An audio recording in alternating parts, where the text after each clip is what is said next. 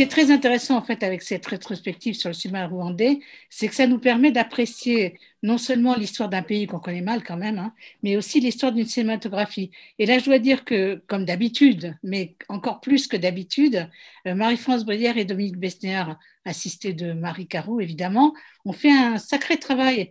Bon, ils sont partis au Rwanda faire un travail d'exploration, ils ont ramené des jeunes cinéastes, on a bossé tous ensemble sur un programme qui pourrait devenir quelque chose de cohérent, mais je vais vous en parler après parce que c'est très impressionnant de voir qu'en fait, en 10 films de long métrage et quelques courts métrages, 4, on arrive à revivre l'histoire d'un pays depuis 1994. Alors pour parler avant tout du cinéma rwandais, c'est un des cinémas les plus jeunes du monde puisqu'il est né juste après, évidemment, le génocide. Enfin, je dis évidemment non parce qu'il aurait pu naître avant, étant donné que sur le continent africain, les cinématographies quand même sont nées depuis les années 60, depuis les indépendances. Mais le Rwanda s'est trouvé dans une situation particulière dont on reparlera et qui fait que sans doute le cinéma n'a pas pu naître dans ce pays. Donc les premiers balbutiements en fait de films sont dus à des étrangers en fait qui ont été marqués par le génocide en 94. On compte maintenant des centaines de documentaires et de fictions consacrés à ce pays, mais très peu de films rwandais stricto sensu. Il faut attendre la création du Centre rwandais du cinéma en 2001 par Éric Kabera pour voir en fait se mettre en place tout un tas de structures, à la fois sur le plan étatique, pour produire local, mais aussi pour accueillir des tournages de cinéma. Éric Kabera, c'est un jeune producteur qui s'était formé au Sénégal. Il a notamment beaucoup travaillé avec Newton Adouaka, qui est venu tourner en 2005 un de ses masterpieces, comme on dit, qui s'appelait Ezra sur les enfants soldats. Donc, c'est une terre d'accueil, le Rwanda aussi, pour des films comme celui de Philippe Vanleux, on en reparlera, comme beaucoup de films étrangers, mais c'est aussi grâce à Eric et grâce au Festival du cinéma qui n'a pas hésité à s'approprier aussi les formes cinématographiques de l'étranger et du cinéma rwandais, donc festival qui a lieu à Kigali. C'est grâce à ces deux institutions, donc le Centre rwandais du cinéma et le Festival de cinéma, que le cinéma s'est développé assez considérablement finalement en très peu de temps, puisque le premier long métrage de fiction date de 2001. C'est justement un film produit par Éric Kabera qui s'appelle 100 jours. Donc, vous voyez, c'est un cinéma tout jeune qui a à peine 21 ans. Et dans la rétrospective qui est faite, on a des films qui vont de 2004 jusqu'à 2022. Donc, c'est très étonnant parce que ça permet comme ça de faire un brassage à la fois de ce qui se passe dans le pays au niveau cinématographique, mais aussi de ce qui se passe en lien avec le Rwanda à l'étranger, puisque vous savez sans doute que comme beaucoup d'autres, mais plus que d'autres encore, les Rwandais ont émigré de façon forcée plusieurs fois, mais ont migré effectivement beaucoup dans certains autres pays africains comme l'Ouganda, le Burundi, le Zaïre, maintenant République du Congo, et beaucoup plus loin encore, en Allemagne, en Angleterre, aux États-Unis, au Canada. Donc il y a une grosse communauté qui est éparpillée un petit peu à travers le monde, une diaspora, comme on dit. Et c'est aussi une manière, dans cette rétrospective, de voir les films faits par les Rwandais de l'extérieur du pays. Et donc, on va de l'histoire du Rwanda, depuis 1994 et bien avant, jusqu'à ce qui se passe aujourd'hui et jusqu'à une vision peut-être différente des jeunes cinéastes sur place qui proposent des visions, alors comme ils n'ont pas d'ancêtres dans le domaine cinématographique, ils sont complètement libres et donc avec des formes totalement éblouissantes ou sans aucune barrière, sans aucune contrainte, ils proposent des visions du monde d'aujourd'hui, du Rwanda d'aujourd'hui, de la société actuelle. Et j'allais dire, ils sont dans une sorte de mouvement qui anime beaucoup l'Afrique de l'Est en ce moment, me semble-t-il, depuis déjà quelques années, avec notamment des films tout à fait étonnants, comme le premier film de long métrage de Lesotho, L'indomptable feu du printemps, ou bien comme les films kenyans, notamment ceux de Wanuri Kayu.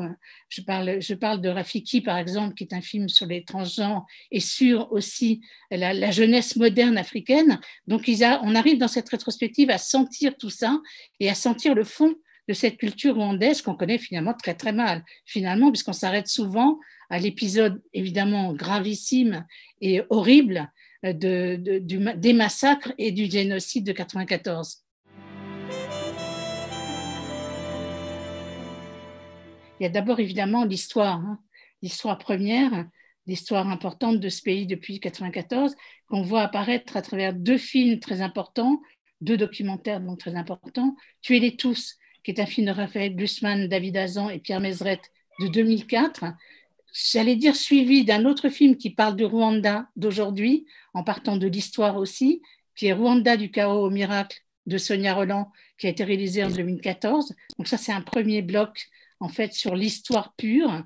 Il y a beaucoup de films sur les femmes, puisque les femmes occupent une place très importante dans la société rwandaise maintenant et avant, mais des films qui se rejoignent, j'allais dire, entre Mère Courage de Léo Kalinda, qui est un réalisateur, un journaliste qui vit au Québec en exil depuis 1973 et qui a réalisé ce film Mère Courage entre 1994 et 2004, et qui parle des femmes, de la résilience des femmes, de la façon dont elles, grâce à elles, la société a pu revivre. Et puis l'autre film sur les femmes précisément, c'est le film très fort aussi de Gaël Faye et Michael Stanke, qui s'appelle Le silence des mots, qui était là un film à charge un petit peu contre l'armée française. Je vous réexpliquerai tout à l'heure, en tout cas contre les viols utilisés comme une méthode de pacification, entre guillemets. Donc voilà, et puis il y a un autre film qui est un court-métrage qui s'appelle Basi Gaga, qui est réalisé par Jocelyne Ingabire Moïse, qui permet de voir, comme dans d'autres génocides malheureusement, qu'il y a eu aussi des justes, que du côté des Hutus aussi, il y avait des gens qui ont beaucoup aidé. Et donc elle parle d'une femme qui s'appelle, c'est une fiction, hein, mais c'est inspiré de l'histoire d'une femme qui s'appelle Zula Karuimbi, qui est une, on dirait une féticheuse, mais bon, une femme qui travaille sur les plantes, etc., et qui va sauver un père et sa fille menacés donc de mort par le village. Donc ça, c'est le thème des femmes qui revient assez souvent parce que la plupart des personnages importants d'ailleurs dans les films sont des personnages de femmes. Et puis on a d'autres films qui parlent précisément, j'allais dire, des opérations militaires et qui nous permettent à la fois de replonger dans le Rwanda, dans la responsabilité de la communauté internationale et aussi dans la responsabilité française, parce qu'il va bien falloir en parler à un moment donné, et puis aussi de voir les effets du génocide sur la région, sur toute la région, parce que cette région est toujours impactée. En fait, que ce soit la République du Congo, ex-Zaïre, le Burundi, l'Ouganda, etc., sont des zones très fragiles. Et cette région a vécu, à la suite des massacres et du génocide, et à la suite des exils successifs des Tutsis dans certains pays, des Hutus dans l'autre, un bouleversement total qui a été en plus multiplié par l'envie de posséder les mines, les minerais, puisque c'est quelque chose d'extrêmement important, que ce soit au Burundi, au Rwanda ou au Congo, ce sont des zones en fait où les sous-sols sont extrêmement riches et qui attirent évidemment la convoitise. Donc il y a ce film Opération Turquoise qui est vu du point de vue des Français. Opération Turquoise, c'était l'opération qui a été lancée, j'y reviendrai, en juin 1994, donc quelques semaines après le début du génocide, pour essayer d'ouvrir un couloir humanitaire en fait, pour rapatrier le plus possible de réfugiés. Et le deuxième, c'est La miséricorde de la jungle de Joël Karekesi, qui est un cinéaste assez jeune, qui a été formé au Rwanda, je vous raconterai son histoire plus tard, qui s'appelle La miséricorde de la jungle, donc, et qui nous permet de voir la deuxième guerre du Congo. Donc, c'est une guerre qui s'est passée dans les années. La première est passée dans les années 60, la deuxième s'est passée beaucoup plus tard, évidemment après le génocide. Et c'est une guerre qui a mis en conflit 9 pays africains. Donc, c'est extrêmement important. 9 pays africains, des factions militaires différentes. On va y revenir. Donc, ça, c'est un autre thème encore de cette rétrospective. Et puis, il y a des témoignages, autres encore, sur d'ailleurs un film que j'aurais pu classer sur les femmes, puisque c'est un témoignage, encore une fois, sur la guerre, qui s'appelle Le jour où Dieu est parti en voyage, qui est un magnifique film réalisé par Philippe Vanleu, dont on avait passé à Avignon une famille syrienne. Là aussi, je vous raconterai l'histoire de ce film. C'est aussi un témoignage vécu à la première personne par une femme Tutsi qui tente d'échapper en fait à la mort. C'est très impressionnant. Et puis, il y a d'autres films. Donc, le dernier volet, ce serait le Rwanda d'aujourd'hui, avec des cinéastes qui n'ont pas de modèle, donc qui sont des cinéastes qui vont au bout de leurs intuitions, au bout de ce qu'ils ont envie de raconter et qui racontent leur société telle qu'ils la voient, sans phare et sans cache et sans contrainte. Hein. Donc là, il y a plusieurs courts-métrages, comme par exemple I Got My Things and Left de Philbert Aimé Babazi, ou bien encore le court-métrage Ishiasha de Marie-Clémentine Doussabé-Jambo, et puis un film extraordinaire, alors là je vais y revenir en longueur ensuite, qui s'appelle Neptune Frost.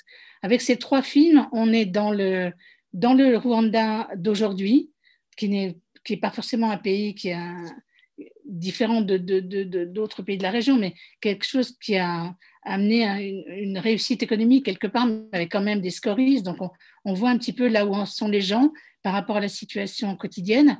Et là aussi, l'influence et la force de la religion dans la vie quotidienne, parce que c'est vrai que la religion au Rwanda a joué un rôle capital.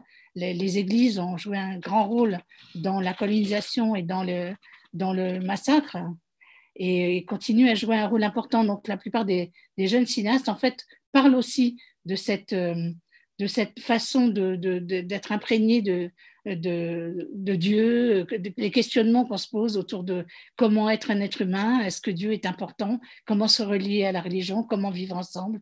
Tout ça, ce sont des problèmes dont on parle à travers les films. Donc voilà, c'est très riche au niveau des thématiques. Je vais essayer de vous faire à présent un petit peu film par film, une sorte de compte-rendu critique, ou d'essayer de vous donner envie en tout cas de voir les films. Moi, je pense qu'il faut en manquer aucun, parce que c'est quelque chose qui fait un programme complet. Évidemment, les spectateurs ne pourront peut-être pas aller voir les 10 films dans le métrage, mais ça vaut franchement le coup, parce qu'encore une fois, ce sont des films formidables, avec beaucoup d'humanité.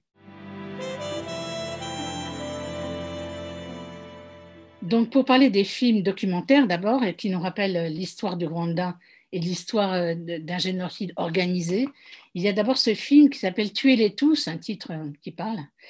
C'est un film documentaire réalisé par Raphaël Glucksmann, David Hazan et Pierre Mézeret de 2004, qui revient en fait sur le massacre et le génocide d'avril 1994, le génocide qui a duré 3 mois, je vous le rappelle, pendant lequel 1 million de Tutsis ont été massacrés donc par leurs compatriotes Hutus. Le film remonte très loin dans les causes de ce génocide, qui prennent leur source très clairement à la période coloniale. On pourrait même remonter à 1931, parce que en fait, Hutus et Tutsis n'étaient pas des peuples différents, ils ont la même religion, ils ont le même Dieu, ils ont la même culture, ils ont la même langue, le Kinyarwanda, mais c'est la colonisation belge qui, à un moment donné, s'est appuyée sur une caste plutôt qu'une autre. La caste, en l'occurrence, c'était les Tutsis. Il faut dire que les Tutsis il y avait un royaume qui existait depuis 1091, donc à peu près depuis aussi longtemps que la France est France, à un siècle près, et qui, en fait, a connu 25 rois avant la colonisation belge et avant la transformation de ce royaume en démocratie, soi-disant, en 1959. Et c'est à partir de là qu'a eu lieu le premier massacre et les premiers exils des Tutsis. Donc le film remonte à ça, avant de voir de manière très, très documentée et très passionnante, avec des intervenants qui sont vraiment parmi les plus importants, d'abord des témoins, des rescapés, des journalistes, même des criminels, Hutus, qui parlent à la première personne. Ensuite, la mission parlementaire qui a été créée en France sur le génocide rwandais, avec Édouard Balladur, Alain Juppé, François Léotard, mais des intervenants aussi au niveau des Nations Unies, puisqu'on peut se demander comment les Nations Unies sont passées à côté complètement du génocide, avec aussi des témoignages sur la position de François Mitterrand. Donc c'est un film qui va très loin, qui nous raconte énormément de choses, avec aussi des extraits sonores de cette radio tristement célèbre qui s'appelait la radio des 1000 collines, qui est la radio qui en fait poussait les gens, pendant des années, à pousser les gens au massacre. Donc c'est quelque chose qui nous permet de rentrer vraiment dans le fond de l'histoire, avec une forme formidable et qui se suit comme formidablement facilement, parce que du coup, on est très impressionné par le travail de cette à la fois enquête, mise en cause, réflexion sur la passivité et l'indifférence de la communauté internationale. Un très beau travail, donc de 2004.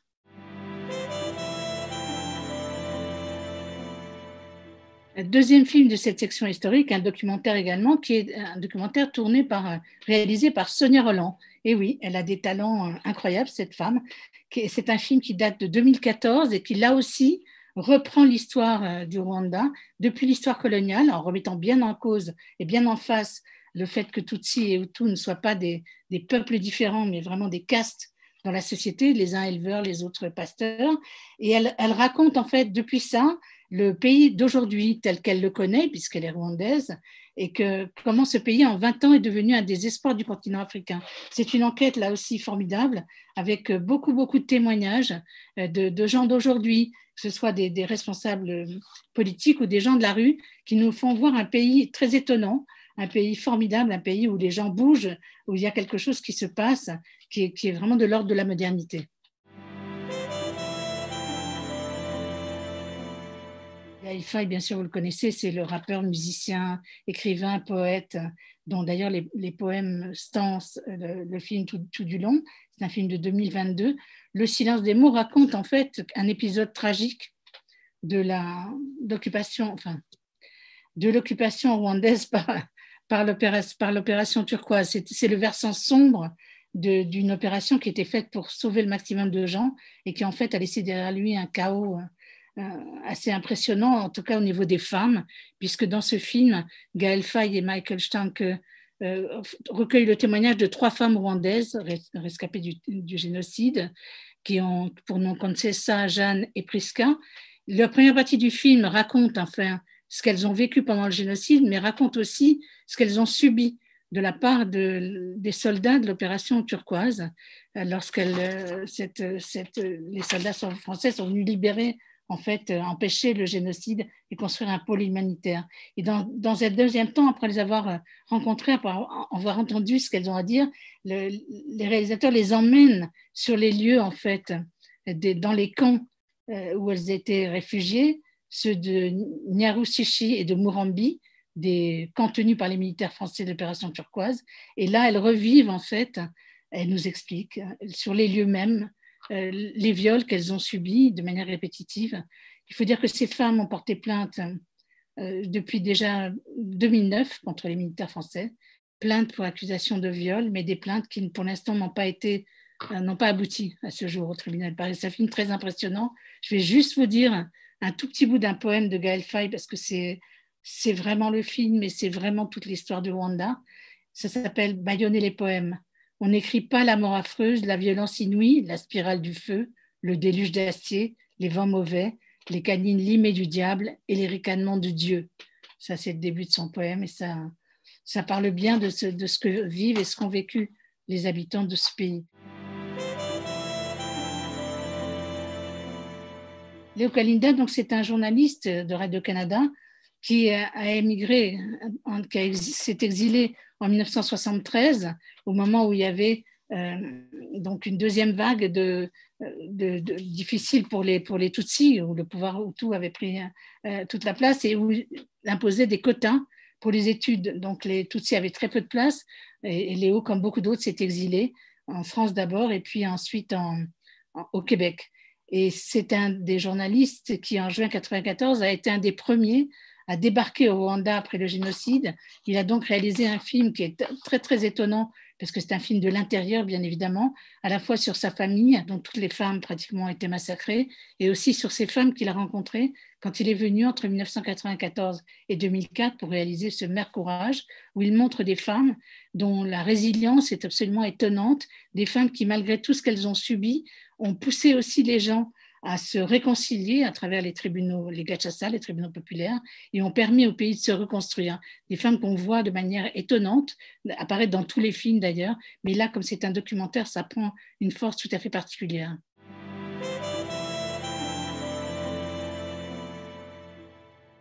C'est un film très impressionnant parce que le réalisateur, d'abord, est un formidable chef opérateur.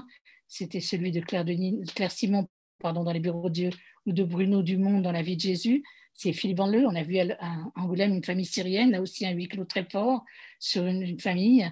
Là, cette fois-ci, on est à Kigali en 1994. Les Belges sont en train de quitter le pays. Et avant de partir, ils cachent, c'est le cas de le dire, Jacqueline, leur nourrice Tutsi, dans un faux plafond de leur villa. Et au fur et à mesure du film, d'abord au début du film, on va voir cette femme, on est toujours avec elle, hein, donc c'est vraiment son histoire à elle. On est pris dans l'histoire terrifiante de cette femme qui a peur d'abord, qui est cachée dans un faux plafond pendant que toute la journée, toute la nuit, les Hutus viennent piller la maison, qui se demande ce que deviennent ses enfants. Il y a des séquences impressionnante quand elle arrive à s'enfuir et à fuir à travers les bois. Elle va retrouver ses enfants dans son village, ses enfants malheureusement morts, assassinés. Elle va partir dans la forêt et dans sa quête pour échapper en fait aux Hutus qui traquent les Tutsis dans la forêt, elle va rencontrer un autre fugitif qui agonise au bord de l'eau et tous les deux réfugiés au cœur de la forêt vont essayer de survivre tant bien que mal. Et elle, avec un poids fou, parce qu'à la fois elle fuit les massacres, mais elle est prise dans une spirale de mort. Et comme on est tout le temps avec elle, c'est comme si on était dans sa tête, on suit sa douleur, on suit aussi sa façon de se mettre en cause. Est-ce qu'elle peut continuer à vivre ou pas? Est-ce qu'elle va aller se rendre vers une mort certaine ou pas? Ou est-ce qu'elle va essayer de se sauver avec son compagnon? C'est tout l'enjeu de ce jour où Dieu est vraiment parti en voyage.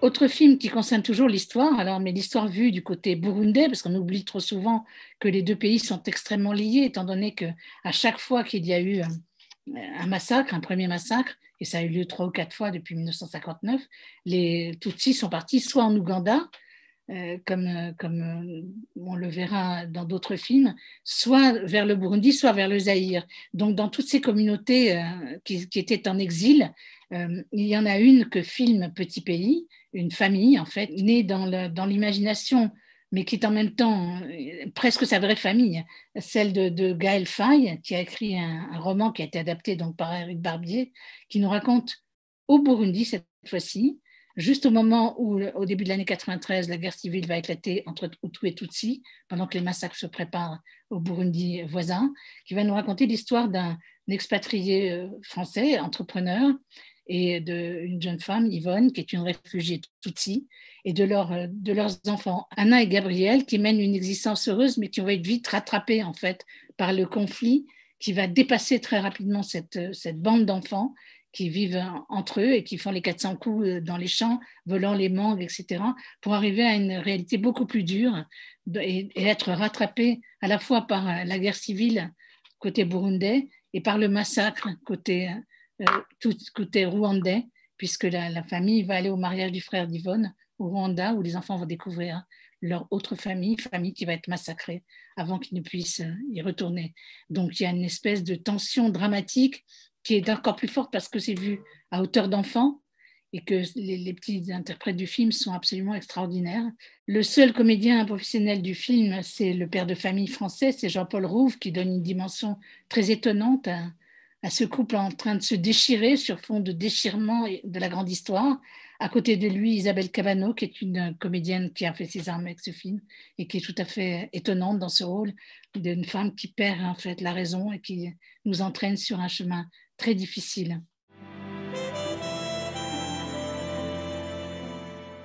L'Opération Turquoise, donc un film d'Alain Tasman, c'est un réalisateur formidable qui a déjà fait des films très étonnants sur le massacre des Algériens en octobre 61 en France, donc quelqu'un qui connaît bien l'histoire, qui est passionné par l'histoire et qui retrace là les 15 premiers jours de l'Opération Turquoise qui a duré 2 mois, du 22 juin 1994 au 21 août 1994. On est avec des militaires français des forces spéciales qui sont envoyés en fait pour être des intermédiaires entre les forces en présence et essayer de construire un couloir humanitaire.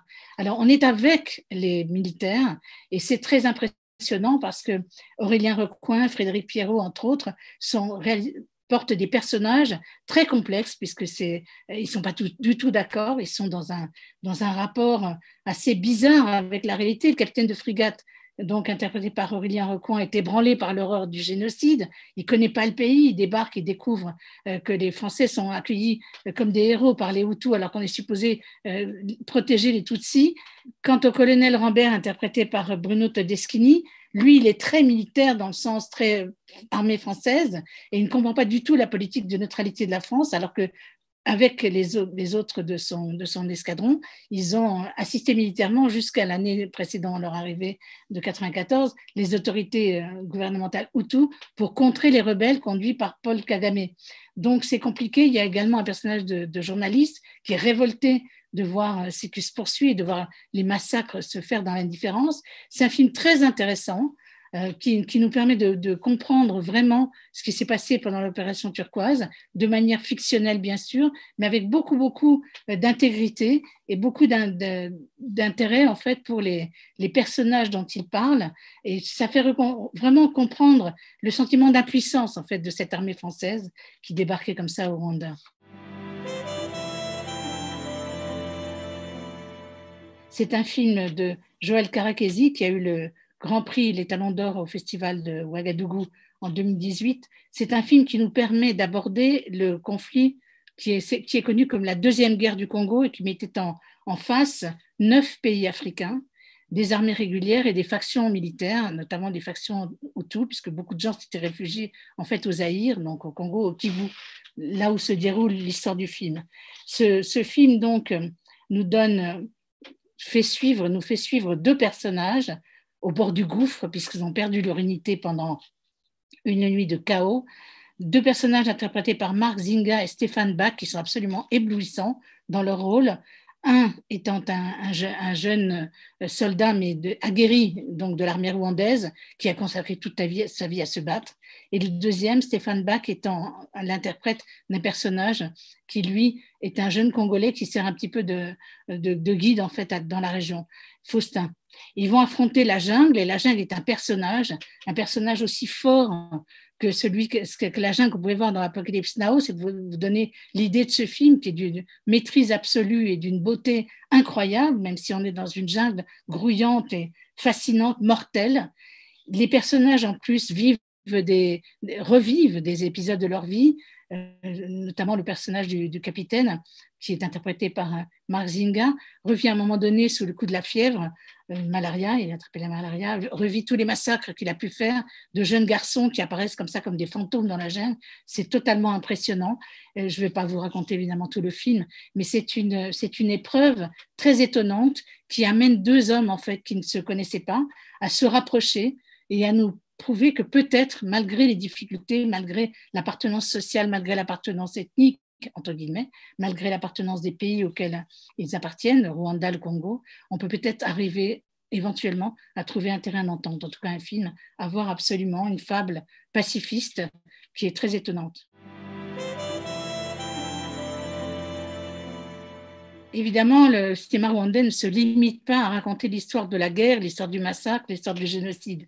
Ça va beaucoup plus loin, évidemment, pour les jeunes cinéastes d'aujourd'hui qui commencent à prendre en fait leur société à bras le corps. Et c'est ce qu'on voit dans ce programme concocté donc par Marie-France et Dominique, avec l'arrivée de jeunes cinéastes, femmes et hommes d'ailleurs, qui prennent vraiment à bras le corps la situation de leur pays avec beaucoup d'exigences.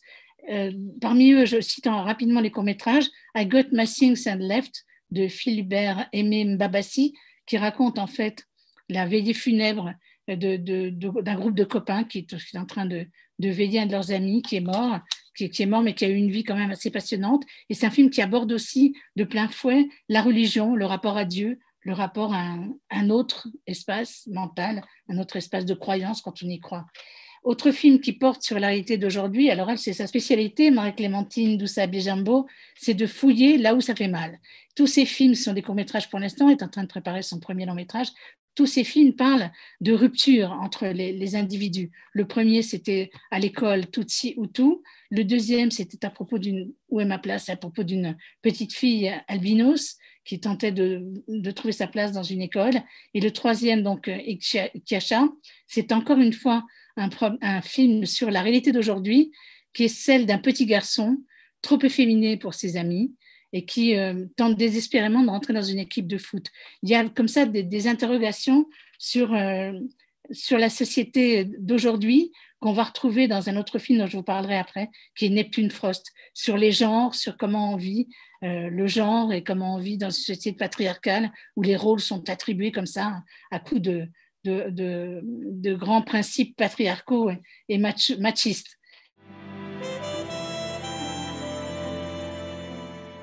C'est un film qui se déroule à Kigali. A priori, ce n'est pas du tout une histoire étonnante. Il s'agit de raconter le quotidien d'un jeune couple qui a du mal à joindre les deux bouts malgré les diplômes du garçon, qui n'arrive pas à trouver de travail, est obligé d'en faire plusieurs, donc dont gardien de nuit et vigile de sécurité. La jeune femme, elle, se lance dans un commerce un peu interdit, donc elle se fait souvent rattraper par la police. Ils ont une vie difficile qui va faire croître la tension et le désespoir entre eux jusqu'à aboutir à une fin tragique. C'est adapté, en fait, ce film qui s'appelle Les Anonymes, Nameless en anglais, c'est adapté d'une histoire réelle qui a été vécue par un ami de Mutiganda Wankunda, qui est un cinéaste qui travaille beaucoup sur le réel et qui est très sous influence de cinéastes comme Ken Loach, par exemple, ou Saint Ben Ousmane, le grand pape du cinéma africain. C'est un film qui raconte aussi, au fur et à mesure, l'histoire de ces deux personnages, leur façon d'avoir été blessés par la vie.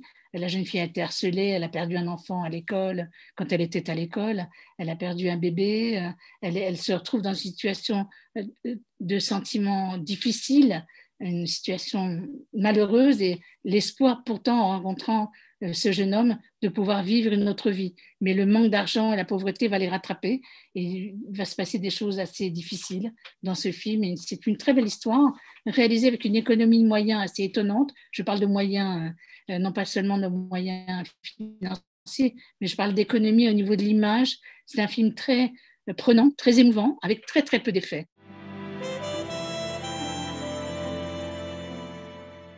Dernier film qui parle à la fois du présent et du futur, et oui, on en est là. C'est un film co-réalisé par Saul Williams et Anicia Uzeman, qui est une réalisatrice franco-rwandaise. Saul Williams, on le connaît bien sûr, c'est un slammer, d'ailleurs on l'a connu beaucoup avec le film Slam, mais on l'a vu aussi dans des films africains, dont celui d'Alain Gomis, Tay, où jouait aussi Anicia Uzeman. Ce sont deux compagnons de vie, et là il nous raconte une histoire assez incroyable, qui est à la fois une histoire fantastique, futuriste, et une histoire réelle, un conte philosophique et un conte politique qui nous pose des questions sur la technicité d'aujourd'hui, sur le progrès, qu'est-ce que ça veut dire. Évidemment, le tout dans une esthétique totalement inédite et sans contrainte.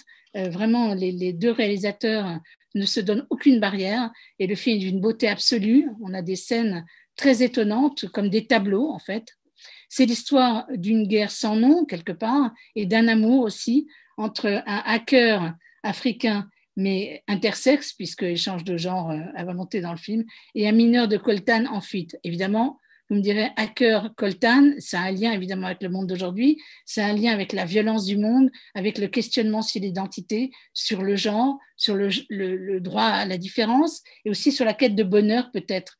En fait, ce mineur de coltan va prendre la fuite pour un mauvais traitement dans la mine de coltan où il travaille. Le coltan, vous le savez, c'est ce matériau incroyable, ce minerai qui rentre dans la composition des ordinateurs, des téléphones portables, mais aussi des missiles et dans la composition des métaux qui peuvent permettre de construire les missiles et les fusées, les choses comme ça, donc c'est extrêmement important. Et tous les deux vont se retrouver dans une sorte de communauté à part, dans un monde où les gens communiquent par l'esprit, évidemment communiquent grâce au coltan, entre autres, ou grâce à tous les résidus qu'ils ont ramassés avec lesquels ils ont construit un décor tout à fait étonnant. Des déchets, non pas nucléaires, mais des déchets de la civilisation moderne, des déchets d'ordinateurs, de téléphones portables qui construisent un décor absolument incroyable. Et c'est un grand film politique en même temps, film musical, film qui réunit chant, danse, poésie et politique, puisqu'il parle aussi, il se questionne sur la façon dont à la fois l'Internet et les communications en fait exploitées par les grandes sociétés internationales continuent l'exploitation de la main-d'œuvre africaine et en même temps reviennent sur la colonisation, sur aussi il y a un mouvement qui s'appelle Martyr Luther King, en référence à Martin Luther King, bien sûr. Donc, ils font la différence avec les normes pour que toutes les luttes, en fait, puissent converger contre l'oppression.